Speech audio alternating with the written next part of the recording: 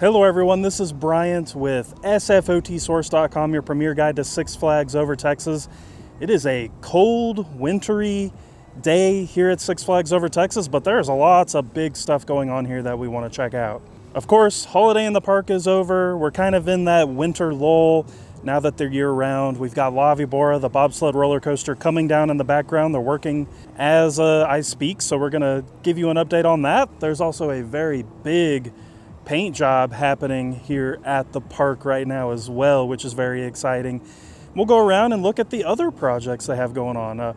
Before we go into the park, we'll take a look at Vibora from out here. Of course, we'll look at it from inside the park, but there's some other interesting stuff going on in the parking lot. So let's check out the park here on this winter January day.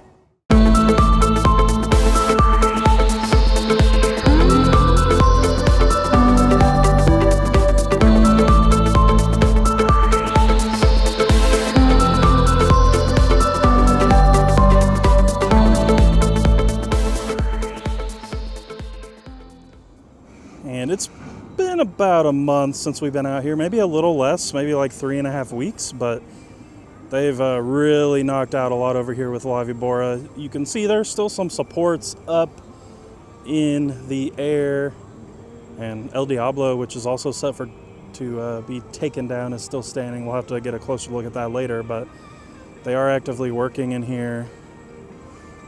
And I don't know if you can see the smoke coming up. It sounds like maybe they're torching some pieces apart back there. The track that is still on site, most of it looks like it's gone. And from a track standpoint, it looks like this is what is mostly remaining. Probably pieces of the lift hill and such. You do still have, like I said, the supports, and there's still all kinds of stuff back here, but it'll all be scrapped soon enough. So sad to see it go, but is it really that sad? I don't know. I didn't really ride it. Let me know in the comments below how you feel about it. So before we headed into the park, I got excited because from a ways away, I saw this little blocked off area in the parking lot, thinking that maybe they were doing some kind of soil sample for the upcoming dive coaster. And I was thinking, man, that's really soon, because I feel like they kind of announced something without a design, but does look like maybe they're just having some water sewage things going on that they're working on. So false alarm.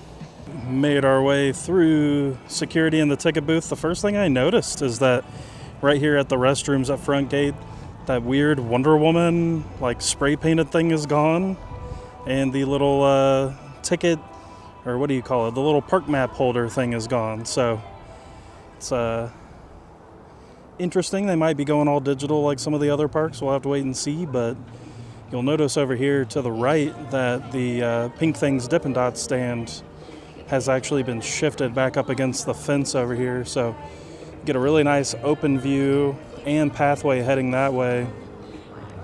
And I noticed that something's going on with the Calico Gifts and Souvenirs shop over here, so we'll check that out. So you got your main locker rental back there, and then of course you've got Calico Gifts and Souvenirs, which is completely cleaned out. I'm kind of wondering if maybe they realize that this is some nice valuable walking space over here, and they're going to move that or get rid of it completely. We'll have to wait and see, but Christmas is pretty much gone up here at the front.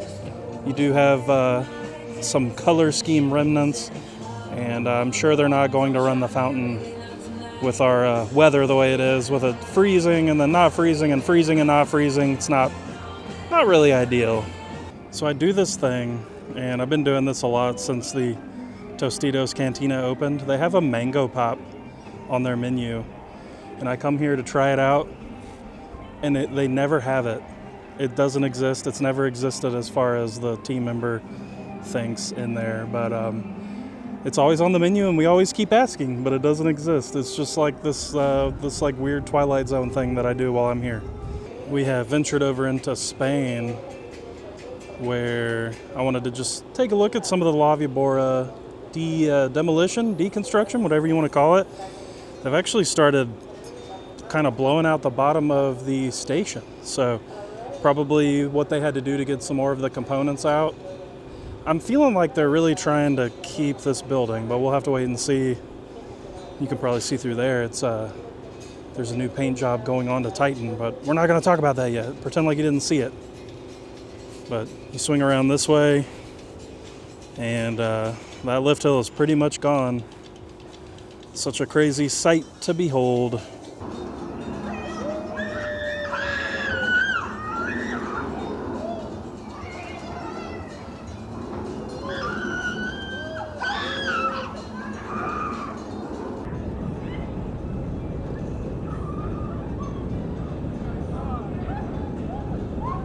As we were making our way over to El Diablo to take a look at that, I noticed one lone piece of La Vibora still standing back there. And over here at El Diablo, it looks pretty much the same. I think maybe they've started taking some control elements out, but the ride vehicle is still there, the whole structure's there. But they have begun dismantling the queue. So last time we were here, the sign was down, but now you'll see that a lot of the queue has now been taken down. So kind of down to the bare bones on that. But the ride itself still stands. But don't look back there at Titan. Don't look at the new paint. We'll look at that later. Don't worry about it. Just ignore it. And while most of the Holiday in the Park decor is gone, still a few remnants like this sign, but curious about events for 2025. There's nothing on the website, so we'll have to keep our eyes peeled, see if there's any context clues on the signage inside the park. But I think a lot of things are getting reworked right now with the merger and everything, so we'll have to wait and see. And since it is a quote-unquote new season here at Six Flags, they do have the brand new souvenir cups. And this is the first thing that's really Cedar Fairified. So they actually have to scan these cups, and you do have a 15-minute limit. You'll see the scan on there. That attaches to your pass. And you'll notice if you go to Cedar Fair Parks, the design is very Cedar Fair-esque as well, but just with the Six Flags Parks on it. This is the all-season cup, which is purple, and then they do have the green version, which is the kind of like your per-visit cup. But this did not come without some trials and tribulations, which I'll talk about here. So the Six Flags Parks are adopting the way the Cedar Fair Parks operate their souvenir drink cup system, which is refills every 15 minutes. You've got the barcode that they've got to scan. It's pretty systematic and easy to use at the Cedar Fair Parks. But there will probably be some growing pains with those cups at the Six Flags Parks just because that's not how things flow here. But ultimately, they have to attach the barcode of the cup to your pass. And right now, it seems the implementation of this has kind of shut down their dining system. So we actually weren't able to get this connected. However, over at Rancho de Pollo, Totally Kickin' Chicken, Cheryl was awesome. She got a temporary fix for us, made the day, made the process really smooth. They're going to try to fix it on the back end. She gave us an option to make sure we could get our refills today. So huge shout out to Cheryl, because if you remember, our last food experience here was not great, but today we got awesome service. So make sure you get your souvenir cups. You can pick them up at any of the major dining locations at the park.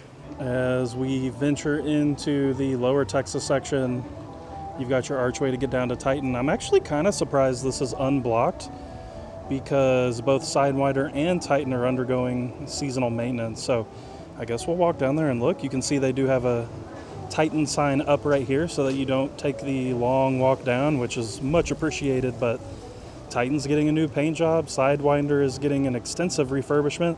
Let's go down there and check it out. We've rounded the bend, and here on Titan you'll see that new paint job going into effect that we've been pretending to ignore this whole time. But looks like our track is going to be a dark blue, and I got about half of the first drop, give or take, painted there. They also have started repainting the helix over here. We'll try to get into a better spot so you can see that. A little bit of a better clearing here so you can see the fresh blue paint going in on that helix. Looking good. I'm I'm pretty indifferent about ride colors at this point. I'm just really glad that things are getting painted, if that makes sense. And that Sidewinder refurbishment is in full force still. Most of the support components and the center hub and all of that of Sidewinder are gone, probably being completely refurbished. They do still have the cars out here. You can see where the center hub sits. Moving right along. Looks like they've done a lot since we've been here last, so hopefully this reopens in the spring, something like that, March, April. We'll have to wait and see. The other big closure to talk about, of course, is the Six Flags Railroad, which, because of the bobsled demolition, is also being pretty heavily affected. But I think this is going to be closed for a while. We'll have to see. There's no signage or anything. They did have the actual train engines parked out here during our last visit, but they're not here. So from what I've been told, the roundhouse where they store the trains is going to be torn down and rebuilt. So I kind of expected the engine, at least one of the engines, to be out here. We'll have to see if they're parked somewhere else in view. As we make our way into the tower section, you run into Oil Derrick, the observation tower, and the tree and the star from Holiday in the Park have been removed, but they do have a sign out saying that it is undergoing refurbishment. But it probably wouldn't be open right now anyways. It's pretty windy, but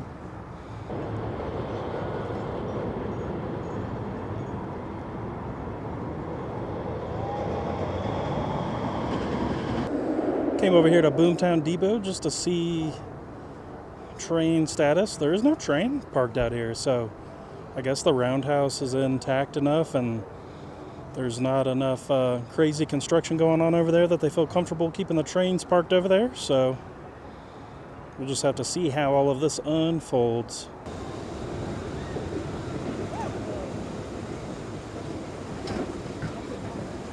Ventured over into Gotham City over here by Batwing, and I've noticed there's a lot of random markings on the ground. They go over to the exit ramp of Batwing and they kind of trail around. I wonder if this is like an electrical or a water type of thing. It does go over to this manhole cover, but it does spread all the way down the pathway over here. It's interesting. Maybe an infrastructural upgrade. There's nothing that's been announced, anything big, anything moving or changing over in this area, but just worth pointing out. It looks like all your major coasters here in Gotham City are open, and even with it being pretty cold outside, Mr. Freeze is running too. So always good to see. It's ironically does get very tricky when it's cold outside. Yeah, heading over into the newer part of Gotham City. More dots. It's got to be mapping of something that runs through the park, whether it's water, electrical, something like that, I would have to guess. And it looks like the newer Gotham City area is the land of nope, because none of these rides want to operate. But they were operating on our way in, so they're not closed for refurbishment. They're closed for being ornery, you know what I'm saying? Looping back into the USA section, Judge Roy's Scream is down. It does say that it is due to weather, and I do believe them on that one. I've seen this ride do some crazy things when it's too cold outside. If you know, you know. And things are looking pretty normal here in the Old South and France sections, of course. We're in between anything happening, so no shows in the Southern Palace. Nothing really going on, but they are doing auditions kind of chain-wide. Six Flags kind of chain-wide audition for all the parks, the Cedar Fair and Six Flags Legacy. So hopefully that's good news for the spring and summer coming up here for the entertainment at this park. And we made our full loop around the park. Very quaint, quiet day here. An enjoyable day for sure. Good day to ride rides if you don't mind a little bit of coldness. And of course, you can always count on meeting your favorite Looney Tunes characters out here. All right, we're not quite gonna leave yet. We are Going to zip over to the other side of the parking lot and see how close we can get up to Titan to take a look at that new paint job. Oh yeah, out here from the parking lot you get a really good view of that new paint job. They've, like we said, they kind of painted the first half of the drop. They're working on that Helix too. And if you look real close, they are starting to work on the supports. I think we'll try to get a little bit closer to see if we can get a better idea of what's going on with the supports. Because from here it looks white, but that might be like a primer or something. Oh, they're out here painting as we speak. I can smell it. That was a really nice blue.